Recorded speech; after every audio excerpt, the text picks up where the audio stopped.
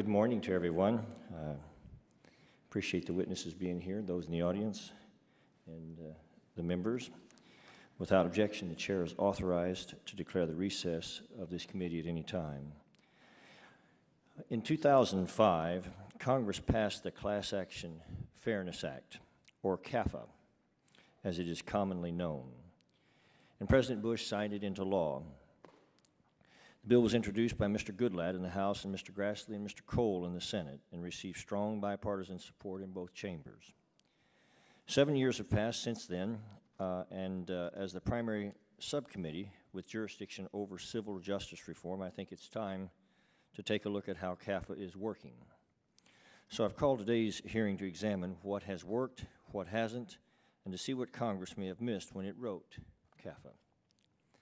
The class action is a mechanism designed to allow injured parties to join together with others who've suffered the same harm when their claims are not large enough to make pursuing them individually cost efficient. If used properly, class actions are a valuable tool in our system of justice, but they are only beneficial when redress of actual injuries suffered by class members is the priority of the litigation. However, in recent years, class actions have been used with increased frequency and in ways that do not promote the interest they were intended to serve. CAFA was designed as a balanced approach to address some of the most egregious problems in class action litigation.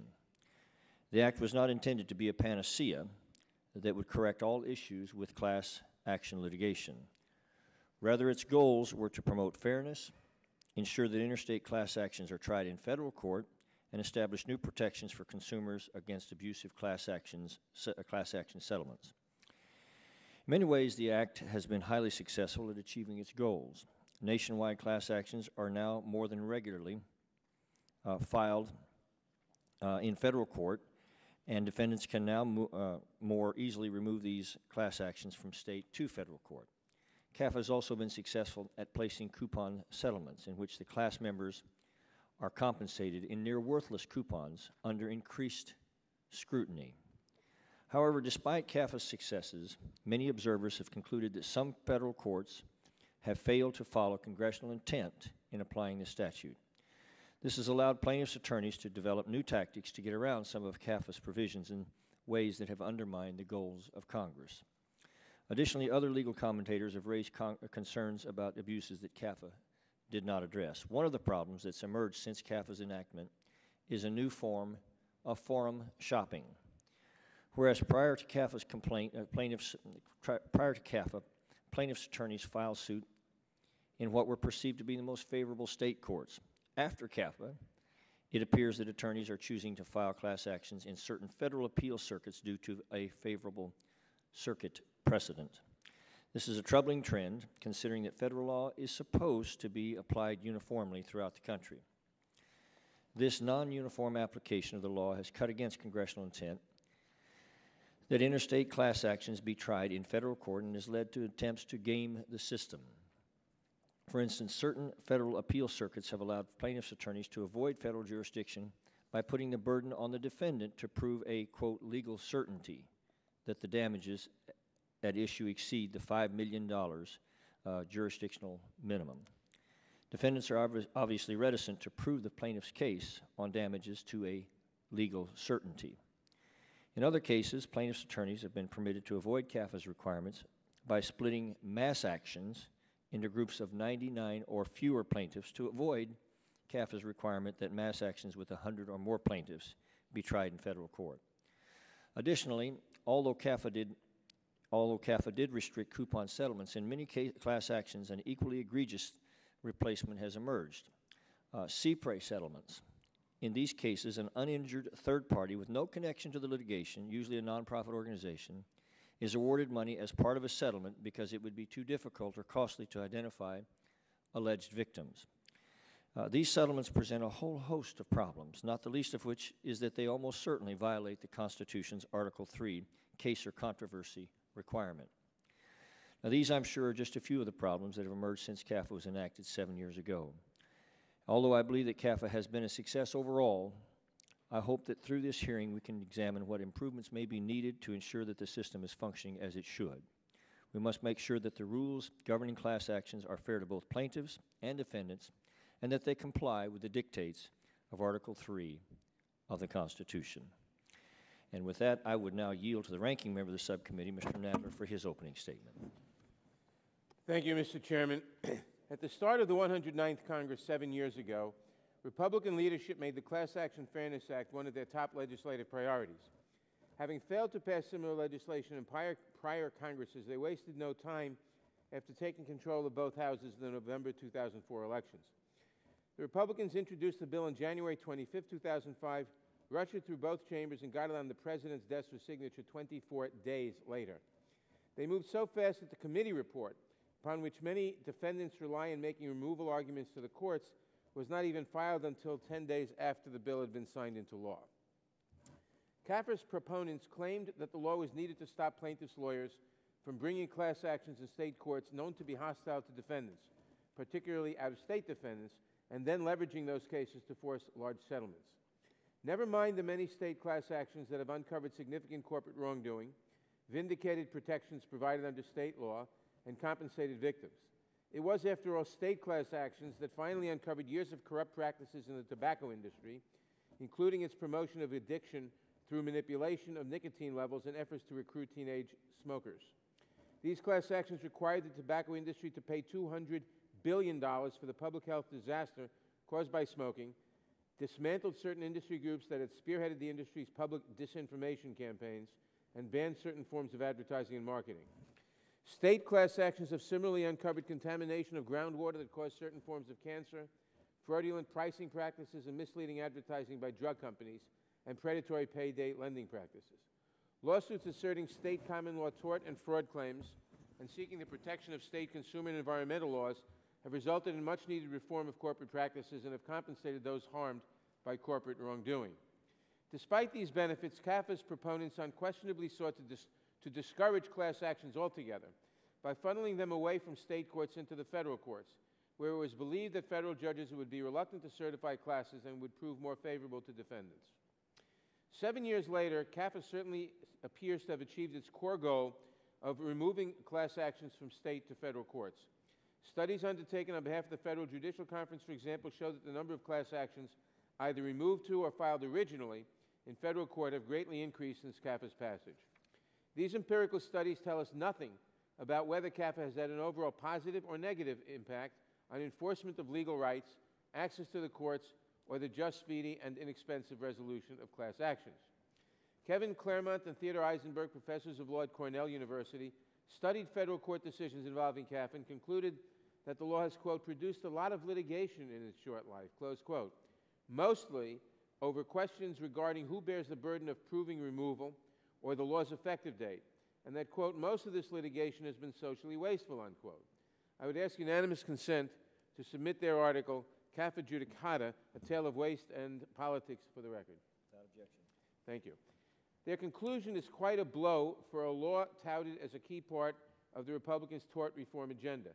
Far from reducing frivolous, time-consuming, and expensive litigation, CAFA appears to have encouraged such litigation, enmeshing the parties and the courts in lengthy battles over threshold questions that threaten meaningful access to the courts and delay resolution of claims on their merits. Of course, that may be the intent, the real intent of the law. I, along with several colleagues, expressed grave concerns and voted against CAFA because of the threat it poses to meaningful vindication of state-based rights. It is state, not federal law, that provides many core health, safety, and consumer protections.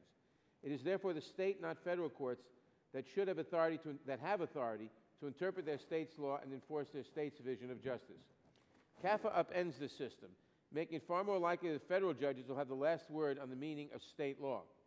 While federal judges presiding over a case under CAFA must apply state law under the principles of judicial federalism announced long ago in Erie Railroad Company versus Tompkins, this task will prove more difficult as more and more cases are removed from the state's courts. Gaps in state substantive law will grow wider as state courts are deprived of the opportunity to address certain areas of state law, weakening the ability of states to regulate activity within their borders and protect their citizens. It has also become fairly common for defendants to remove cases to federal court and then to argue that a removed case is too complex and unmanageable because of the variety of state laws that must be considered in the case, It is too complex and unmanageable to be certified as a class action under the federal rules. So first get it into federal court and say the federal courts are incapable of handling it, case dismissed. This seems like a 1-2 sucker punch, and I'm curious to hear from our witnesses today on how this practice falls within the rubric of fairness under the Class Action Fairness Act. I'm also interested in hearing about whether the additional burden that CAFA imposes on federal courts is harming the quality of justice, not just for CAFA cases, but for all other cases on the federal docket. We raised concerns about the vacancies on the federal bench before CAFA was passed. The percentage of vacancies has since doubled, from 5% to 10% as of September 2011. Yet the Senate refuses to confirm the President's nominees. Something must give in this equation. Congress cannot and should not continue to burden and hamstring the courts simultaneously, particularly where there's no demonstrated need to do so and no corresponding assurance that federal judges are willing and able to undertake the task that we have imposed. With that, I look forward to hearing from our witnesses, and I yield back the balance of my time. And I thank the gentleman, and I now yield to the ranking member of the full committee, Mr. Conyers, for his opening statement. Thank you, Mr. Chairman. One listening to our opening statements would think that we're talking about two different things. The wide differences of view are astounding, but they happen regularly in the Judiciary Committee. I tend to lead toward the Nadler description of what it is we're doing here today and why we're doing it. And I'd like to add a few other additional points to that viewpoint. First of all, I think the Class Action Fairness Act was seriously misnamed. It's anything but that. It was designed to benefit the defendants and work to the detriment of the large numbers of people who suffered harm. The fact is that the Class Action Fairness Act has worked well in helping defendants remove cases to the federal court where the proponents think they will have a greater advantage. As much as this bill was promoted as a necessary curb to forum shopping,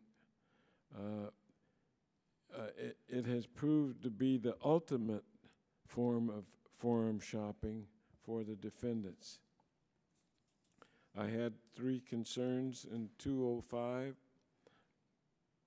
I still have them, and would point out that first, the Class Action Fairness Act undermines state laws and state courts. State law provides the source of many consumer and environmental protections through tort law, through tort and statutory law. Class actions are vital to enforcing these rights as they allow the aggregation of small claims that otherwise might not warrant individual litigation. The Class Action Fairness Act makes virtually every class action by allowing removal by the defendant so long as at least one defendant and one class member are diverse, removable to the federal courts, divesting state courts, of course, of the ability to interpret and develop state law. Secondly, the Class Action Fairness Act makes class certification more difficult and expensive.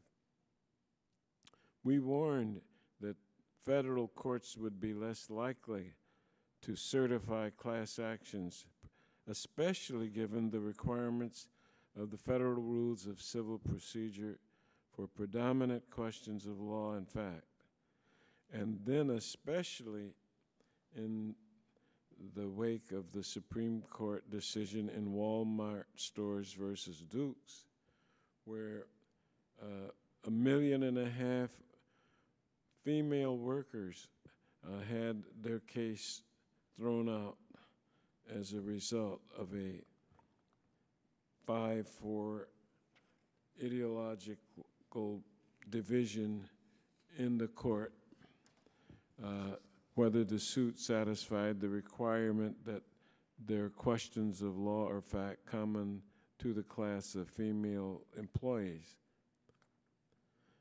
The 5 conservative justices said no, shutting down the suit and limiting the ability of other plaintiffs to band together.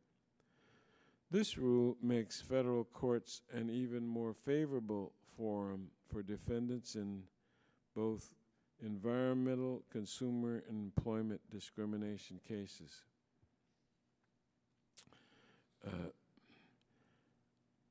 Third, we expressed the concern that the bill would increase the workload of our already overburdened courts. It's been already observed that the number of vacancies has doubled, and there are far fewer federal judges than state judges, and growing caseloads leave federal judges even less time. And so I look forward to the testimony, and I yield back the balance of my time. And I thank the gentleman, and again, I welcome the witnesses here this morning. Our first witness is Martin Reddish, the Ansel Professor of Law and Public Policy at Northwestern University School of Law. He is described as, quote, without a doubt, the foremost scholar on issues of federal court jurisdiction in this generation, close quote. Has been recognized as the 16th most cited legal scholar of all time. Professor Reddish is the co-author and the author of more than 80 articles and 15 books, including the book Wholesale Justice, Constitutional Democracy, and the Problem of the Class Action Lawsuit. Our second witness is Thomas Sobel, managing partner of Hagens, Berman, Sobel, Shapiro's Cambridge office. In practice for almost 30 years, he leads drug pricing and healthcare class actions against pharmaceutical and medical device manufacturers, recovering more than $12 billion for his clients. Mr. Sobel has served as a Special Assistant Attorney General for the Commonwealth of Massachusetts and the states of New Hampshire and Rhode Island, and as private counsel for Massachusetts and New Hampshire in litigation against the tobacco industry. Morning, sir. Our final witness is John Beisner, co-head of Skadden's Mass Torts and Insurance Litigation Group. Over the past 25 years, he has defended major U.S. and international corporations in more than 600 purported class actions filed in federal courts and in 40 state courts at both the trial and appellate levels, including matters before the U.S. Supreme Court. Mr. Beisner is a frequent writer and a lecturer on class action and complex litigation issues and has been an active participant in litigation reform initiatives. And again, I want to thank you all for appearing before us today. And each of the witnesses' written statements will be entered in the record in its entirety. And I would ask that each witness summarize his testimony in 5 minutes or less. To help you stay within that time, there is a timing light on your table. When the light switches from green to yellow, you will have 1 minute to conclude your testimony. When the light turns red, it signals that the witness's 5 minutes have expired. Now, before I recognize the witness, it's the tradition of the subcommittee that they be sworn. So if you please stand. Do you solemnly swear that the testimony that you're about to give will be the truth, the whole truth, and nothing but the truth, so help you God? Thank you. You may take a seat. Also, to the witnesses, please turn on your microphone before speaking, and I would now recognize our first witness, Professor Reddish, for 5 minutes. Thank you, Mr. Chairman. I would like to preface the substance of my comments by emphasizing that it is now time for Congress to take control of important procedural issues. Normally, Congress cedes to the Rules Advisory Committee and ultimately to the Supreme Court the control of the Federal Rules of Civil Procedure. But there are certain procedural devices, class actions being perhaps the most important, but others including discovery abuse and discovery cost allocation, which are deserving of significant concern now, have enormous impact on the lives of our citizens, have socio-political impacts on the nation and on the economy that go well beyond the four walls of the courthouse. The advisory committee is not elected, is not accountable, is not representative. The Supreme Court, for very important reasons, is not elected or accountable. It is only this body, the Congress of the United States, that is representative of and accountable to the electorate. It is this body that should be making the basic moral, socioeconomic choices as to how procedure operates when that procedure has significant impact outside of the four walls of the courthouse. Now, today our concern is the class action. The Class Action Fairness Act was a major reform that I believe has done a great deal of good, but it is time to move on to other areas of reform. The modern class action has significant pathologies which undermine basic due process rights of individual litigants, and more importantly for present purposes, the separation of powers and distribution of authority between the judicial and legislative branch. The class action, contrary to the views of many, is not a roving instrument to do justice. The class action is a federal rule of civil procedure, appearing in Rule 23.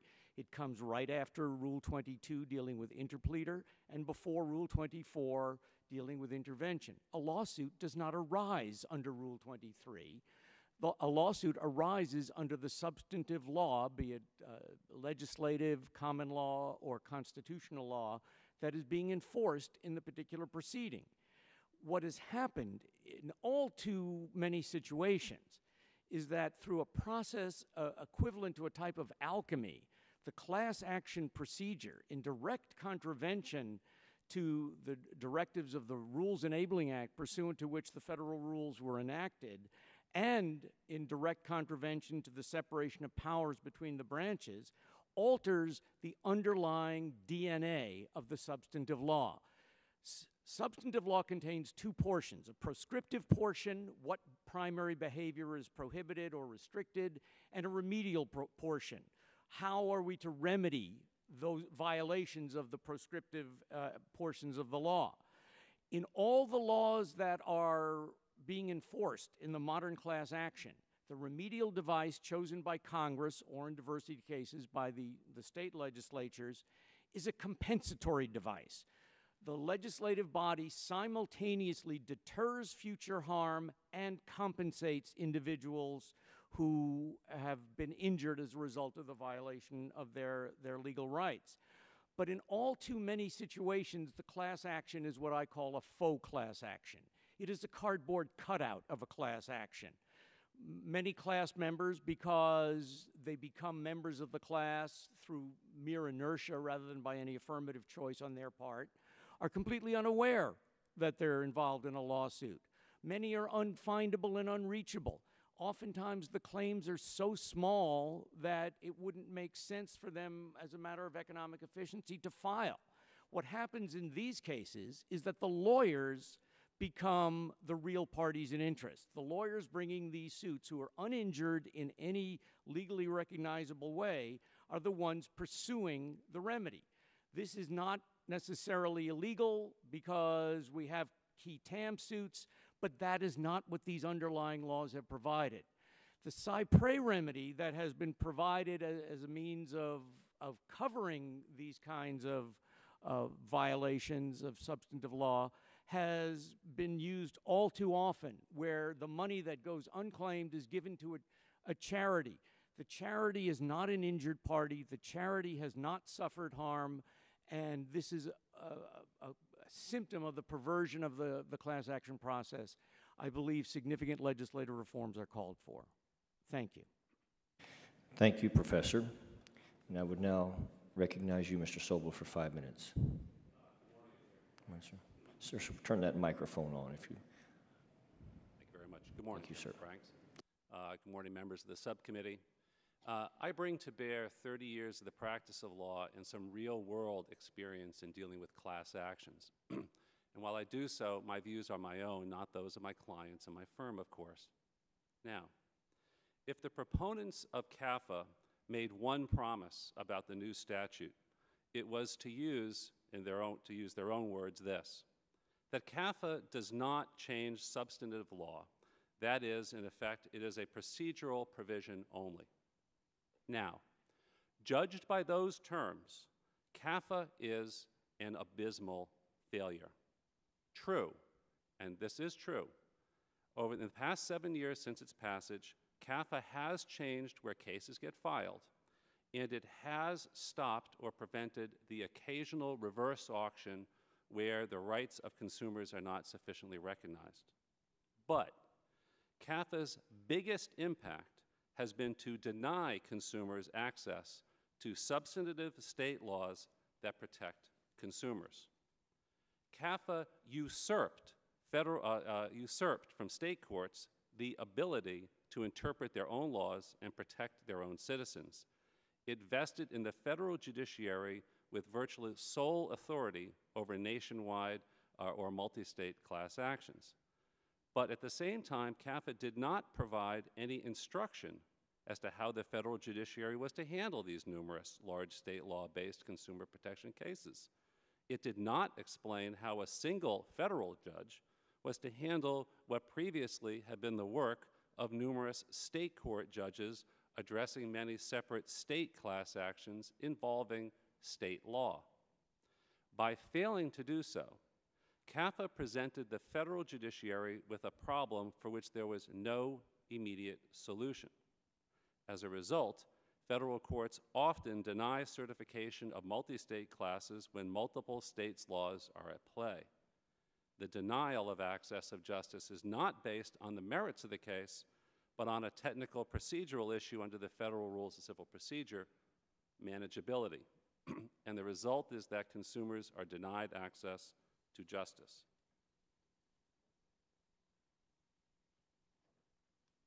Decades ago, every state passed consumer protection statutes prohibiting unfair or deceptive trade practices.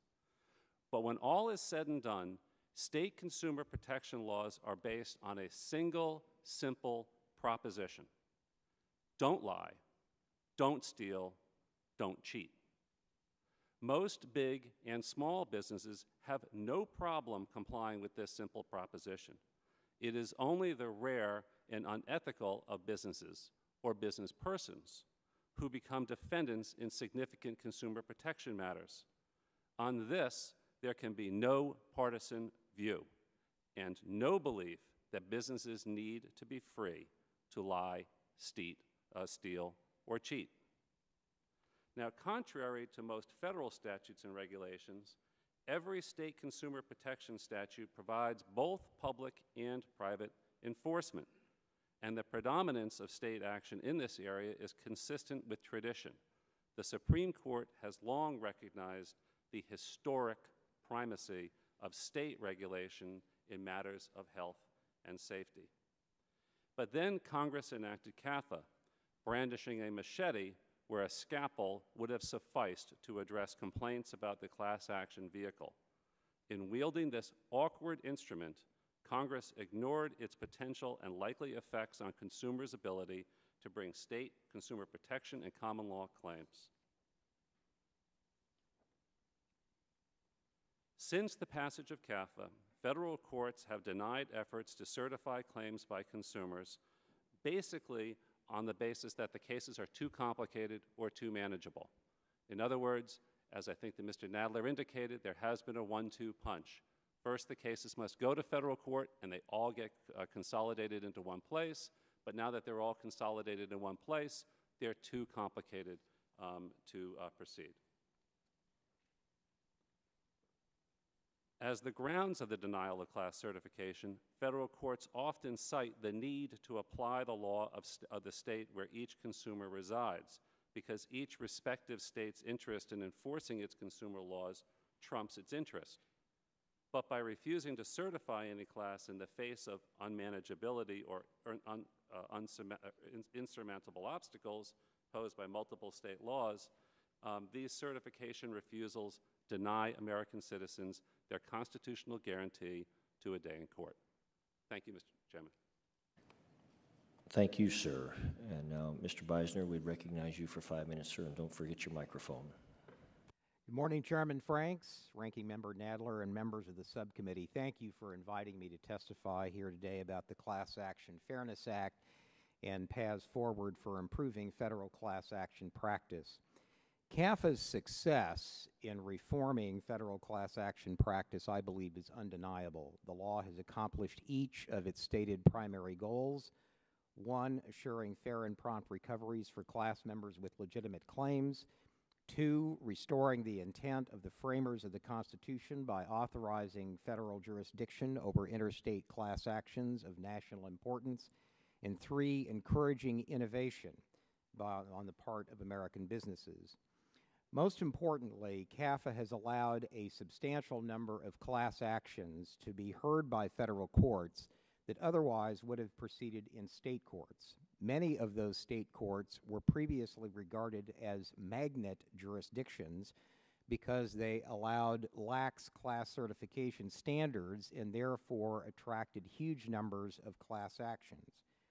One such magnet jurisdiction was Madison County, Illinois. Prior to CAFA, this small, otherwise quiet county was a hotbed of class action activity with 177 class actions, many of them nationwide cases filed in the 2 years before CAFA was enacted.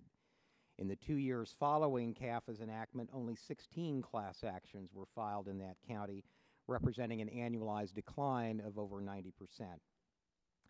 CAFA has also accomplished its stated goal of assuring fair and prompt recoveries for class members with legitimate claims. This important success of CAFA is largely attributed to increased scrutiny of coupon class actions that frequently offered class members only illusory benefits. CAFA has also encouraged innovation by sounding the death knell for improper coercive nationwide class actions. Prior to CAFA, magnet state courts frequently certified statewide nation class actions. And the way they did it, and I think this is important because there's been many references to this point, the way they did it was by ignoring what the state laws were. The state court in Madison County, Illinois frequently said, we don't care what the other states' laws are. We're going to apply Illinois law to all claims nationwide. And that was depriving consumers to access to justice under the laws of their home states, what their home state legislators had decided to do. And the complaints about nationwide class actions not being certified by federal courts, it's in respect of those principles that the applicable state laws should be applied. And the simple solution is to bring single state class actions, which is what most counsel are doing these days. Now, like every piece of legislation, there's been a few bumps along the road implementing the statute. A few courts have misconstrued the intent of the legislation. Most notably, some courts have ignored CAFA's presumption of federal jurisdiction by imposing legal certainty type obligations on defendants seeking to remove claims to federal court. Some courts have also erred by applying CAFA's home state and local controversy exceptions to federal jurisdiction, I believe, more broadly than Congress intended. And some recent rulings by federal courts and the Judicial Panel on Multi-District Litigation have suggested that single state class actions may be remanded to state courts, be remanded to the originating transferor courts before class certification is decided, I think undermining the Congress's intent to have uniform decisions made in those cases, or at least consistent decisions. Now, because CAFA was primarily a jurisdictional statute, there are a few troubling aspects of class action practice that were not addressed by the legislation and remain. One is that some federal courts are not following the requirement that courts conduct a rigorous analysis of Rule 23 prerequisites to class certification. As Professor Reddish has noted earlier, there are concerns about cypre settlements And a small number of federal courts, particularly in California, have endorsed extremely overbroad class actions in which many of the class members do not have Article III standing because they were not injured. These include cases in which a case is permitted to go forward even though the vast majority of class members never had a problem with the product or service at issue. CAFA was a landmark piece of legislation, and I commend the subcommittee for holding today's hearing, and thank you again for inviting me to speak. Well, thank you, Mr. Beisner. Now recognize myself 5 minutes for questions. And Professor Reddish, I'll begin with you, sir. You certainly come to the committee with unimpeachable credentials,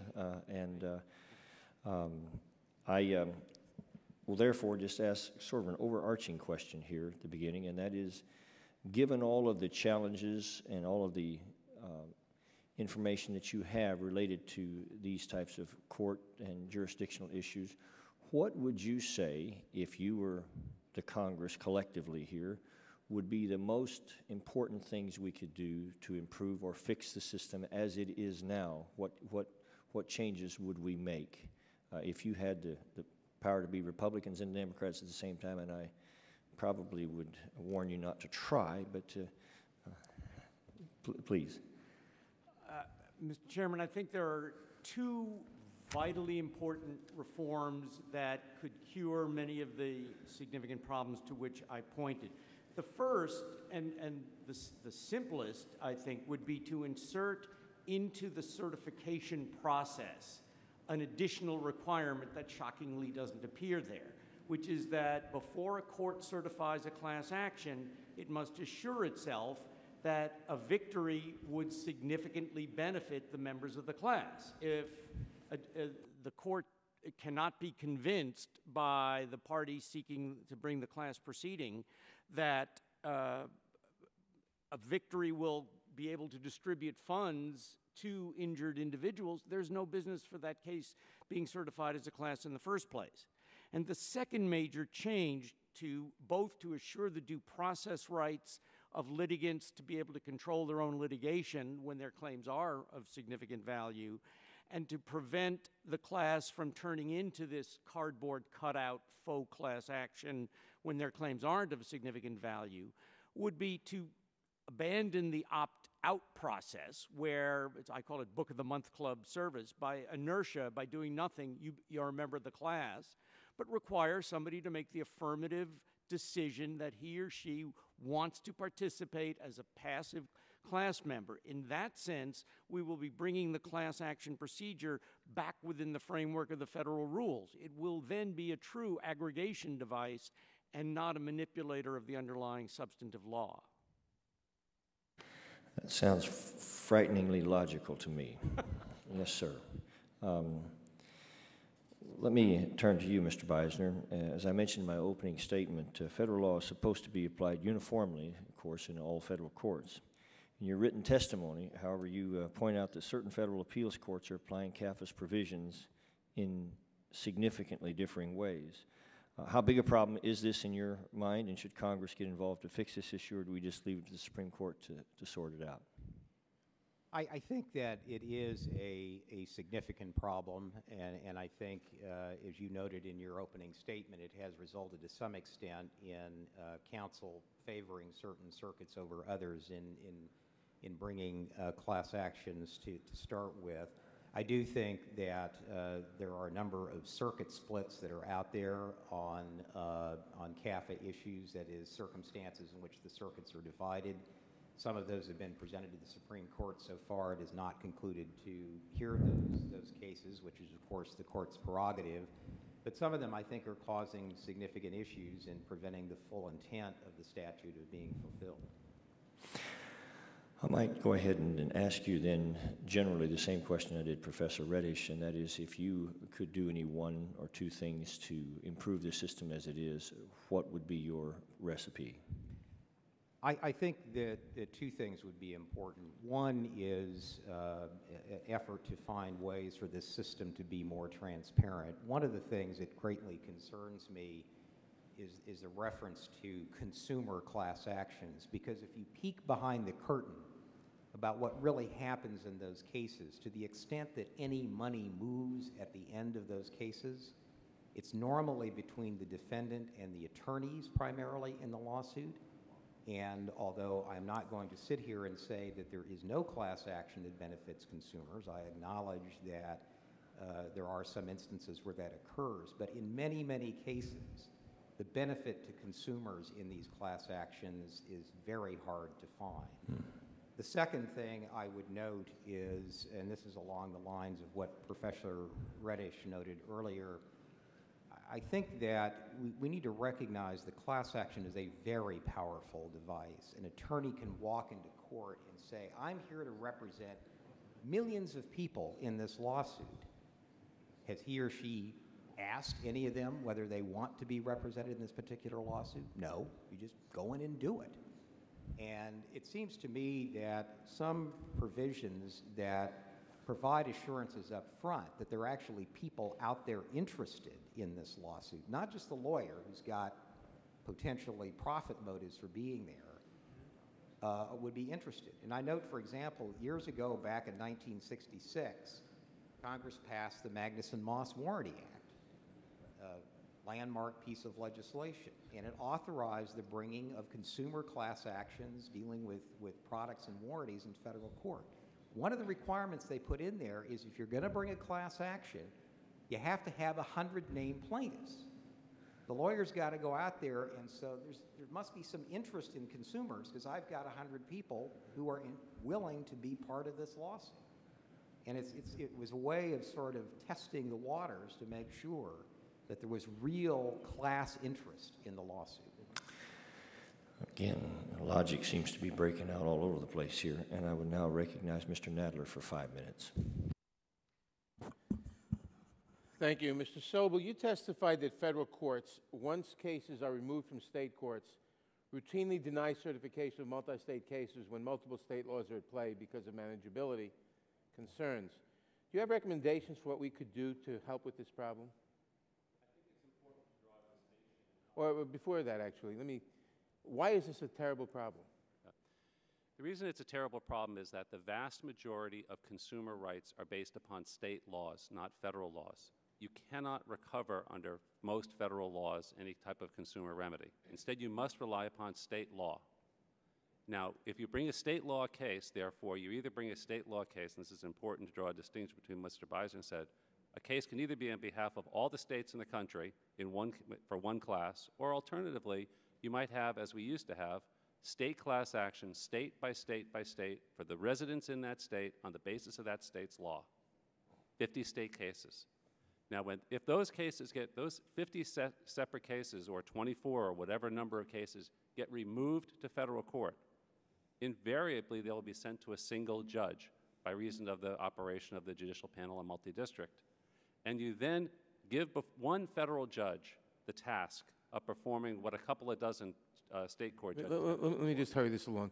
So, and they will find that unmanageable and decertify. And then they say it's unmanageable. And decertify. They don't certify. And what is the result for the litigant? He has no opportunity in state or federal court, and there's no forum for his rights at all? And is left high and dry. And there's no forum to vindicate his rights under state law at all? No forum. Thank you. Mr. Beisner, you just heard that exchange. Mrs. Sobel testified that federal judges routinely deny class certification of removed cases that raise issues under multiple state laws based on the arguments that the federal rules of commonality and manageability requirements cannot be met. How often have you made that argument or something similar on behalf of a client? Let me state that that's not the way it's happening anymore. I think Mr. Anymore? It happens, but it's no longer happening? Before CAFA was... No, under CAFA. Let's just talk about CAFA. Yeah, under CAFA, what's happening is that people, as Mr. Sobel is describing, are bringing class actions on a single state basis. As he said, Indiana residents, class action is brought on behalf of Indiana residents. It's true. They're being then removed to federal court. Moved to federal court. They're brought before an MDL judge, and the judge is looking at those cases individually and deciding certification in those cases. But wait a minute. Isn't it true that in many cases, the Indiana case is brought, and the Illinois case is brought, and the New York case is brought, They're brought before the same judge, combined, and then dismissed on the grounds of unmanageability? No, that is not true. That is not Because true. Each state, there is no manageability issue in those cases because only one state law is applied to the law of the single state. Would you comment on that, Mr. Sobel? Well, I think that's just, I differ considerably with Mr. Beisner on that. The practical reality, both in what happens in front of the judges and what happens before you even file the pleadings, is that the judges say, this is too much. I'm not in a position to sit on a multiple state court case. I cannot have the time, I don't have the attention, I don't have the law clerks to make 12 or 13 or 24 separate class certification decisions. Pick your state, or let's find one state's law, let's try it that way if we can, or find a federal a law. Why can't that be done? Well, first, there are no federal laws that you can do it, and when you try it Okay. under a single state law, then you are butchering the fact that there are separate rights for the So consumer. that doesn't happen, and the case gets dismissed on manageability. Correct. Is that what happened in the Walmart case? I didn't hear you. Oh, never mind that. Mr. What should we do to solve that problem, Mr. Sobel, aside from repealing CAFA entirely, but within CAFA? The specific issue that we're talking about is the ability of consumers to bring a single state class action in that state's courts. If CAFA permitted those cases to stay in state court, you would get rid of the significant problem of denying consumers access to the protection of their state laws. And what about, let me ask you a different question on the same thing. Let's assume, that would be logical, but let's assume that for some reason Congress chose not to do that. What would you think of a provision that said that if a federal court dismissed or denied certification on the grounds of unmanageability because too many states are involved, that the state could then be unremoved back to state court? That would be another way to deal with it. Of course, you're talking years down the road rather than having the ability to do it then, because you're not going to find that ruling for, as a practical matter, 2, 3, 4 years down the road. Another solution would be to have an alteration to the civil rules of procedure that say that you don't deny manageability on the basis of the fact that you've got multiple state laws. You're still burdening the federal judiciary with a task that's classic. That amendment was rejected in this committee when Mr. Conyers and I offered it, was it 7 years ago? On the floor, not in the committee, I'm sorry. Yeah. Thank you very much. My time has expired. Thank you, Mr. Nadler, and I now recognize the distinguished gentleman from Iowa, Mr. King.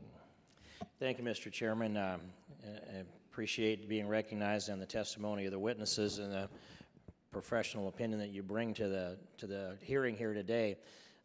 I'm listening to this testimony and this discussion, and I'm thinking about the class action lawsuits that stand out in my mind.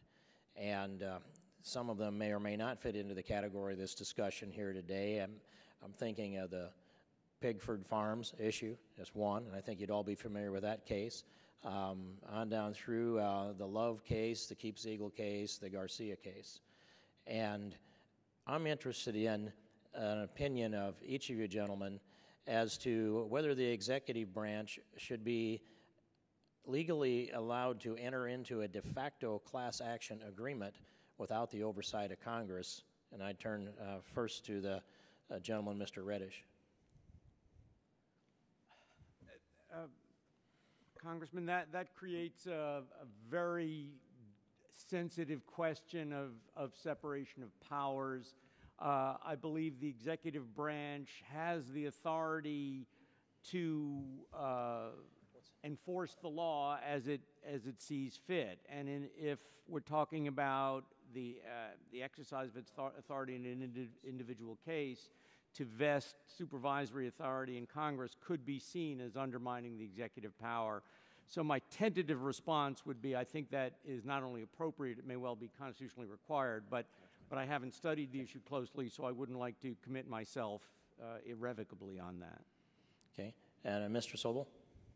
I can make my remarks briefer. I have no opinion on that subject. As far as I know, there are no procedural safeguards that need to be added to that situation. I'll leave it at that. Thank you. Mr. Biesner? I am familiar with those cases, but I am much in the boat of Professor Reddish. I'm not sure I'm in a position to offer an opinion on that, not having studied it all that carefully. I might take the opportunity to offer an opinion myself, but I think I'd like a follow-up question instead, and that is, you're aware of the judgment fund that the Department of Justice maintains, Mr. Biesner? Yes. And when do you have any idea what's in the judgment fund? No, I don't. Does the public have access to the amount of that judgment fund, to your knowledge? I'm not aware that they do. Does anyone on the panel know if there is public access to the amount in the judgment fund of the Department of Justice? Don't know. No. None of the witnesses do. And are each of you aware that the Department of Justice occasionally reaches into the judgment fund and pays out in a de facto class action suit? And I'm speaking specifically of the Garcia case, and I'd ask Mr. Biesner first. Are you aware of that? I'm not aware of that. Okay. Is any of the witnesses familiar with the Pigford Farms issue? I'm putting you all on the spot here. All right, I'll make my brief statement on that, and then I do have a follow-up question. I'll change the subject a little bit. I can see what I have broached here this morning. But my statement is this, that I've watched class action lawsuits be grown out of proportion to the original claimants, out of the proportion of the original definition. I watched the Pigford Farms issue come through this Judiciary Committee in an attempt to pass a Pigford 2, which did finally pass this House, the same version did not pass the Senate. I saw Barack Obama be elected as president, and then I saw the Secretary of Agriculture, Tom Vilsack, team up with the Attorney General Holder and go negotiate with the black farmers and hand them another $1.25 billion on top of the $100 million that was authorized within the 2008 Farm Bill that was designated to be the total sum to resolve any outstanding claims on Pigford. So we've seen the executive branch go outside the directive of the Congress and reach into a slush fund of the Department of Agriculture for Pigford. We're watching them reach into this judgment fund in the Justice Department for Garcia and perhaps others. And I am very troubled by this lack of a formal oversight for de facto class action suits and actual class action lawsuits. But I would pose this question also, that as I promised I'd change the subject and pop this one up, and I'd start first with Mr. Reddish, and that is the term fairness was something that, well, I should actually go to Mr. Biesner. I'm running out of time. So you use the term fairness, I know. Right. Can you define that for me? It always confuses me when I hear that word. Marilyn and I have raised more than one child. We know there's no such thing as fair. How do you deal with that in the legal arena? I think the important thing to me in that regard is that both sides get a fair hearing in court, that both sides have the ability to present their viewpoints, and I think that the law providing federal court jurisdiction certainly has achieved that. But that's not really a definition, is it, Mr. Biesner? I think how does the court define it? Is there a legal definition that would help someone who has a blurry understanding of this word fair? It seems to me like it's a utility word that can be used in any circumstance, and it's always unfair to the other person. I think it's grounded in the Due Process Clause of the Constitution, which I think underlies Rule 23. And I think the notion is that you have a procedural device here, the class action, which puts enormous power in the hands of those who are bringing the lawsuit and often invites a lot of corner cutting. And I think that in this context, the notion of fairness is to ensure that you don't get that sort of corner cutting in the lawsuit. But there is no word fair in the Constitution. There's what? The word fair doesn't exist in the Constitution or any of the amendments, correct? It doesn't exist in the Constitution, but I think in the class action context, the underpinnings of that word lie in the due process. It is a long definition. I grant you that, and I thank you for your response, all the witnesses, and I yield back. Thank you, Mr. King, and I now recognize Mr. Scott for 5 minutes. Thank you, Mr. Chairman.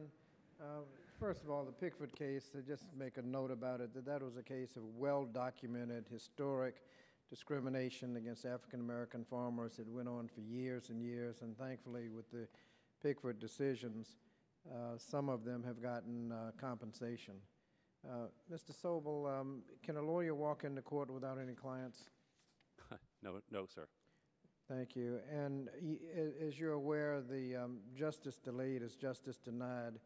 If a state class action is filed and a removal action takes place, when the case should stay in state court, how much time is wasted going to federal court to try to get a removal that's subsequently denied and the case remains in state court? How much time is wasted in that process?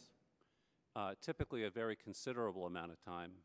More often than not, it's going to take at least several months to have a removal petition heard.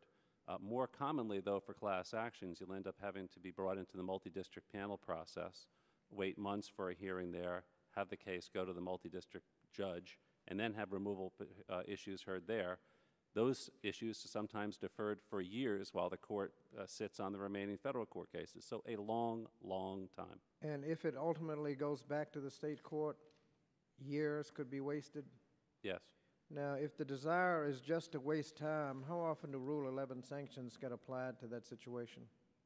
Rarely, Ever? I would say, but in my experience, never. How often do class actions get caught up in multi-district litigation where there may be commonality, but state laws differ, comparative versus contributory negligence, for example, that would dictate different outcomes? How often do cases that could be resolved expeditiously in state court get caught up in that, where you have multi-year expensive litigation that's often in a very inconvenient forum? I guess if you're in the East Coast, you may just have the unfortunate situation that it's assigned to a judge on the West Coast. Right. Since CAFA, the vast majority of cases get removed or are filed in federal court, and they get delayed at a very considerable period of time.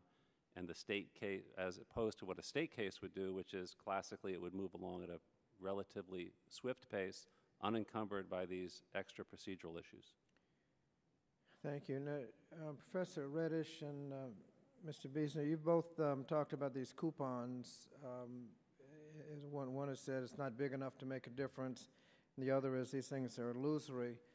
A lot of times, the only way you can bring a case for which there are even nominal damages, for example, if a bank is miscalculating interest for a few cents a month, nobody can bring that case. And nobody can bring a case if a grocery store scanner is miscalculating the amount owed. The only way you can bring the case and stop it is to bring a class action, get an injunction. Now, if you do not have coupons, is your suggestion that you not be able to bring the case at all, or that if you have a class action, people would be entitled to reasonable compensation? Say you have a couple of million people involved, everybody gets a couple $100. I mean, what is your suggestion alternative to the coupons? Well, Congressman, my understanding is that CAFA pretty much did away, at least in the federal system, with the use of coupons in any event. And what's developed as an alternative to that is the use of this Cypre doctrine, whereby the bulk of the funds awarded will never, as a practical matter, be distributed to the actual victims, those whose legal rights have been violated. Instead, but the legal rights are vindicated with an injunction. You get the people to stop doing it. Well, and if we're talking about an injunction class action under the B2 category, that might well be sufficient real relief. My concern is that we have a bilateral process with those whose rights have been violated, those who've allegedly violated them, and some kind of meaningful relief, whether it's compensatory or, if appropriate, injunctive, being awarded. But if that's not feasible, the idea of just bringing the proceeding as some sort of generic deterrent is a dramatic change in the underlying substantive law. Mr. Sobel, can you say a word about the workload in the federal court and what this has done to it? The workload in the federal courts. The federal judiciary is very much overworked, particularly those judges who get MDL cases who tend to be the most overworked, the most qualified judges. It's very difficult for them to sit on an MDL case and be expected to handle a dozen or 2 dozen or 3 dozen separate state court cases. Well, this has been enlightening to me, if no one else. I appreciate all of you for coming. I appreciate the witnesses for your very insightful testimony. I appreciate the members for being here. And without objection, all members will have 5 legislative days to submit to the chair additional written questions for the witnesses, which we will forward on and ask the witnesses to respond as promptly as they can so that their answers may be made part of the record. Without objection, all members will have 5 legislative days within which to submit any additional materials for inclusion in the record. And with that, again, I sincerely thank the witnesses, and I thank the members and observers, and this hearing is now adjourned.